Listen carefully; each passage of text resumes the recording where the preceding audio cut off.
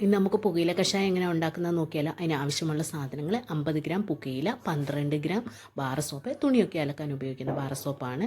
രണ്ടും നമുക്ക് അരിഞ്ഞെടുക്കാം. അരിഞ്ഞെടുത്തതിന് ശേഷം 2 പാത്രം എടുക്കുക. 2ലും 1/2 ലിറ്റർ വെള്ളം വീതം എടുക്കുക. അരിഞ്ഞു വെച്ചിരിക്കുന്ന പുകയില ഒരു പാത്രത്തിലിടുക. മറ്റേ പാത്രത്തിൽ അരിഞ്ഞു വെച്ചിരിക്കുന്ന സോപ്പ് ഇട്ട് അടച്ച് 24 മണിക്കൂർ നമുക്ക് വെക്കാം. 24 മണിക്കൂറിന് ശേഷം നമുക്കതെടുത്ത് തുറന്ന് രണ്ടും നല്ലതായിട്ടൊന്ന് ഇളക്കി കൊടുക്കാം.